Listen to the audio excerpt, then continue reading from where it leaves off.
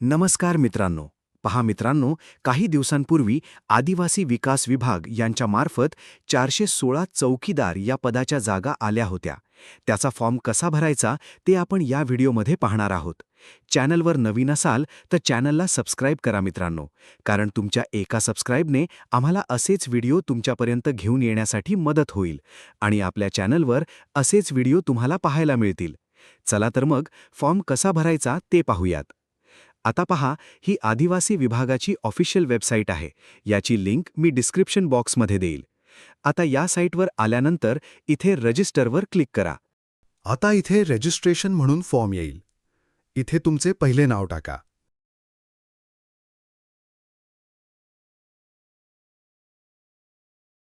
त्यानंतर तुमचे मधले म्हणजे वडिलांचे नाव पण टाकू शकता. त्यानंतर इथे तुमचे आडनाव टाका. नाव टाकल्यानंतर इथे तुमची जन्मतारीख टाका.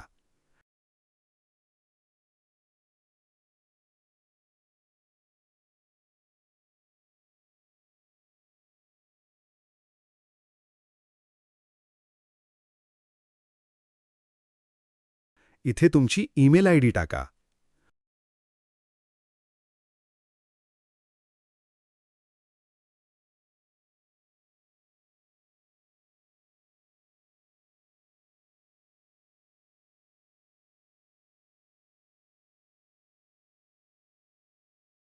आता इथे तुमची ईमेल आयडी कन्फर्म करा.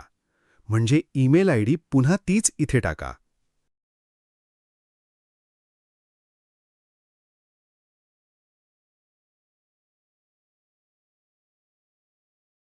त्यानंतर तुमचा मोबाईल नंबर टाका.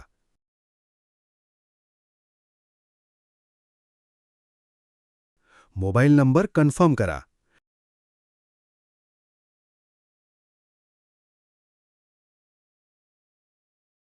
आणि खाली जनरेट OTPवर क्लिक करा. OTP has been send to your mobile or email म्हणून येईल. ते ओके करा.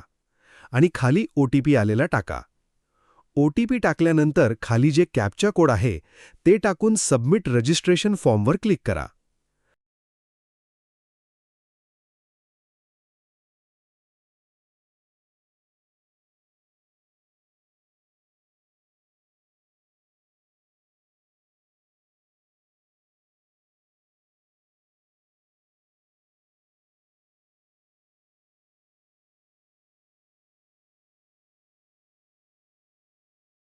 आता इथे तुमचं रजिस्ट्रेशन कंप्लीट झालेलं आहे. इथे congratulations, your registration is successful म्हणून येईल. खाली तुमचा लॉगिन आयडी आणि पासवर्ड दिलेला आहे. ह्याची तुम्ही स्क्रीनशॉट काढून घ्या किंवा कशावर तरी लिहून घ्या. आता सेट न्यू पासवर्डवर क्लिक करा. आता इथे तुमचा जे आत्ताच आपण पाहिला होता ते ओल्ड पासवर्ड इथे टाका. हे पासवर्ड जे आहे ते तुमची डेट ऑफ बर्थचे मित्रांनो.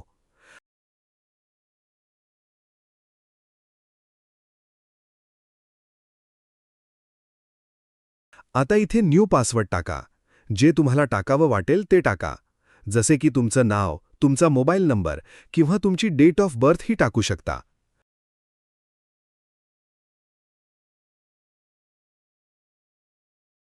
आणि त्यानंतर कन्फर्म तेच पासवर्ड टाका आणि सेट न्यू पासवर्डवर क्लिक करा.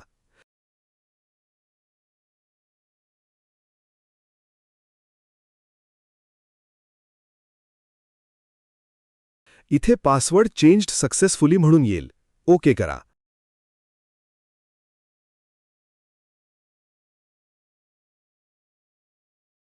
आता इथे तुमची ईमेल आयडी आणि पासवर्ड टाकून लॉग इन करा. लॉग इन झालेलं आहे पहा. इथे तुमचं नाव, मधले नाव, आडनाव आणि तुमची जन्मतारीख अगोदर फिल केलेली येईल. खाली स्क्रोल करून इथे तुमच्या वडिलाचे नाव टाका. इथे तुमच्या आईचे नाव टाका.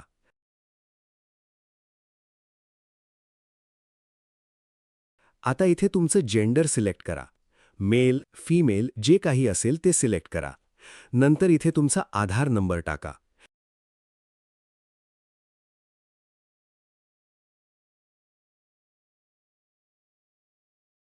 इथे तुमचा आधार नंबर कन्फर्म करा. आता इथे जे तुमच्या आधार नंबरवर नाव आहे तेच सेम टू सेम जसे नाव आहे तसेच नाव टाका. जसे की तुमचं आडनाव अगोदर आहे आणि नाव नंतर आहे, किंवा तुमच्या नावात काही बदल असेल तर ते तसेच टाका.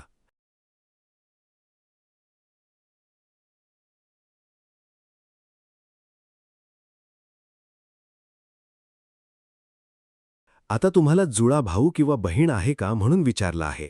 जर असेल तर येस करा, नाहीतर नो करा. त्यानंतर इथे मॅरिटल स्टेटस सिलेक्ट करा. मॅरिड किंवा अनमॅरिड सिलेक्ट करा. नंतर इथे तुमचे नाव बदलले आहे का म्हणून विचारलं आहे. जर असेल तर येस करा, नाहीतर नो करा. नंतर इथे तुम्ही महाराष्ट्र राज्याचे रहिवासी आहात का म्हणून विचारलं आहे. इथे येस करा. इथे तुमच्याकडे डोमेसाईल सर्टिफिकेट आहे का म्हणून विचारलं आहे, तर येस करा. आणि इथे तुमच्या डोमेसाईल सर्टिफिकेटचा नंबर टाका.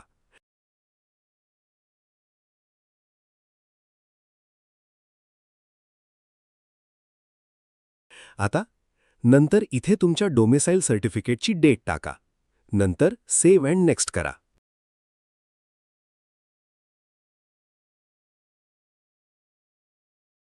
आता पहा, इथे तुमची एज्युकेशनल क्वालिफिकेशन टाकायची आहे. इथे तुमच्या 10वीची डिटेल भरायची आहे. इथे पासिंग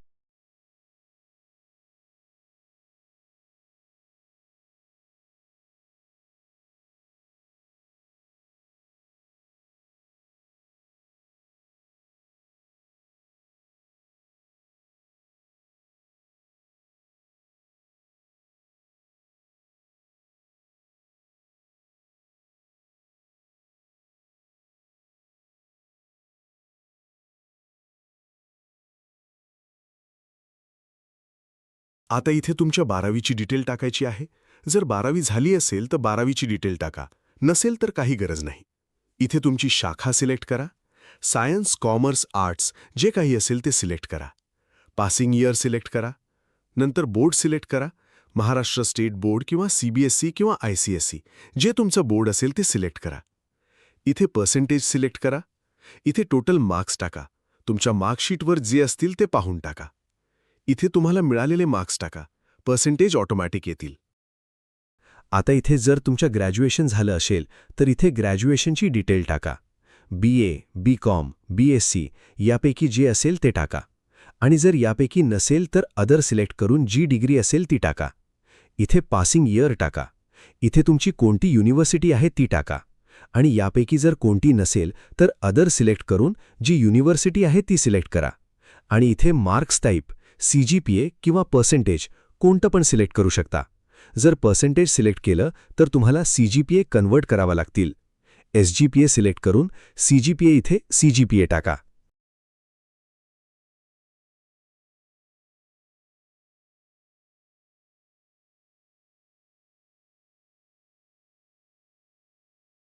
इथे जर पोस्ट ग्रॅज्युएशन झालं असेल तर त्याची इथे डिटेल भरा आणि सेव्ह अँड नेक्स्टवर क्लिक करा. आता इथे तुमची ॲडिशनल डिटेल भरायची आहे. इथे तुम्ही धार्मिक अल्पसंख्याक समुदायाचे सदस्य आहात का म्हणून विचारलं आहे. म्हणजे तुम्ही मायनॉरिटी कम्युनिटीचे आहात का म्हणून विचारलं आहे. असाल तर येस करा, नाहीतर नो करा. इथे तुमचा धर्म सिलेक्ट करा. हिंदू, मुस्लिम, सीख जे काही असेल ते सिलेक्ट करा. इथे तुमची कॅटेगरी सिलेक्ट करा. EWS, NTB, OBC, SC, ST जे असेल ते सिलेक्ट करा. आता इथे पहा, इथे जर तुम्ही कॅटेगरी EWS सिलेक्ट केलात तर इथे तुमच्याकडे EWS पात्रता प्रमाणपत्र आहे का विचारलं आहे. असेल तर येस करा, नाहीतर नो करा. आणि जर तुम्ही OBC किंवा SC/ST सिलेक्ट केल्या तर इथे तुम्हाला जात प्रमाणपत्र क्रमांक,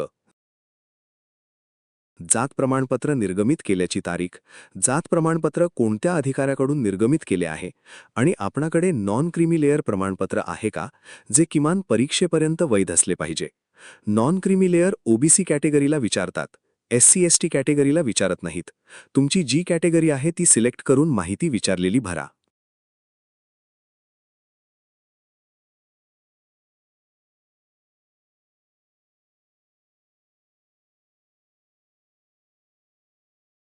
इथे तुमच्याकडे कास्ट व्हॅलिडिटी आहे का विचारलं आहे.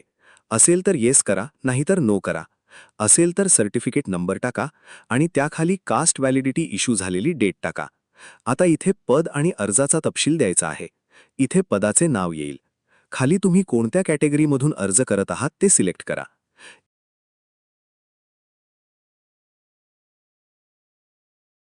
इथे अर्ज करण्यासाठी प्रकल्प कार्यालयाचे नाव कोणते सिलेक्ट करायचे आहे ते सिलेक्ट करा.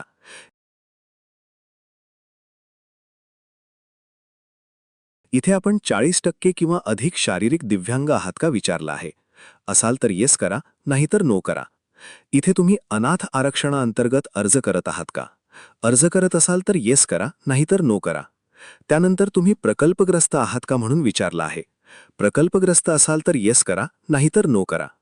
नंतर तुम्ही भूकंपग्रस्त आहात का विचारलं आहे. असाल तर येस करा, नाहीतर नो करा. आता इथे तुम्ही माजी सैनिक आहात का विचारलं आहे. असाल तर येस करा, नाहीतर नो करा. नंतर तुम्ही खेळाडू या आरक्षणाअंतर्गत अर्ज करत आहात का विचारलं आहे. जर खेळाडू असाल आणि त्या अंतर्गत अर्ज करत असाल तर येस करा, नाहीतर नो करा. आता इथे विचारलं आहे की तुम्ही महाराष्ट्र कर्नाटक सीमावर्ती 865 गावांतील मराठी भाषिक उमेदवार आहात का. म्हणजे जर तुम्ही जिथे राहता तिथे कर्नाटक राज्याचे बॉर्डर आहे का म्हणलं आहे. जर असेल तर येस करा, नाहीतर नो करा. आता इथे तुम्ही अंशकालीन कर्मचारी आहात का म्हणलं आहे. असाल तर येस करा, नाहीतर नो करा. इथे तुमच्या फॅमिलीची ॲन्युअली इन्कम किती आहे ती टाकायची आहे. जी असेल ते इन्कम इथे टाका. नंतर इथे तुमच्याकडे इन्कम सर्टिफिकेट आहे का म्हणलं आहे. असेल तर येस करून इन्कम सर्टिफिकेट नंबर टाका आणि इन्कम सर्टिफिकेट इश्यू करण्याची डेट टाका. नसेल तर नो करा. इथे एक्झाम सिटी प्रेफरन्स 1 द्या. जे तुम्हाला एक्झाम सेंटर जवळ पडेल ते पहिल्यांदा सिलेक्ट करा. नंतर कोणतं पण सिलेक्ट करू शकता.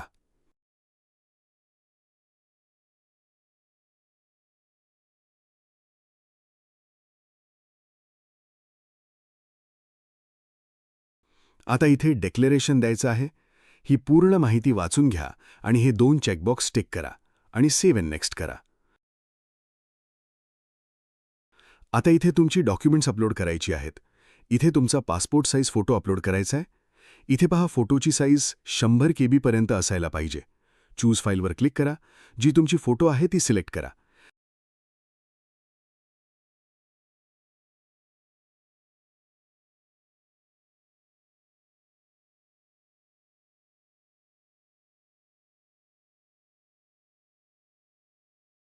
सिलेक्ट केल्यानंतर इथे ऑटोमॅटिक येईल. नंतर इथे तुमची सिग्नेचर अपलोड करायची आहे. सिग्नेचरची साईज पहा 200 KBच्या वर न पाहिजे. चूज फाईलवर क्लिक करा. जी तुमची सिग्नेचर आहे ती सिलेक्ट करा. आता इथे तुमच्या डाव्या हाताच्या अंगठ्याचा ठसा पाहिजे. एका पेजवर डाव्या अंगठ्याचा ठसा उमटवून घ्या आणि इमेज स्कॅन करून सेव्ह करा आणि इथे अपलोड करा.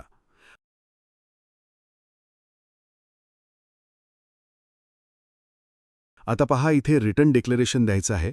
इथे सॅम्पल दिलेलं आहे पहा कसं लिहायचं ते. इथे जे दिलेलं आहे मराठी किंवा इंग्रजी या दोन्हीपैकी एका भाषेत एका कागदावर लिहा. इथे जसे दिलेलं आहे सेम तसंच लिहा आणि स्कॅन करून अपलोड करा.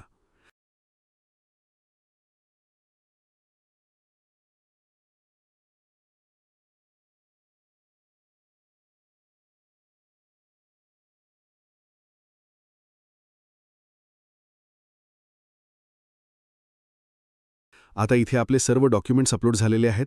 आता खाली सेव्ह अँड नेक्स्टवर क्लिक करा.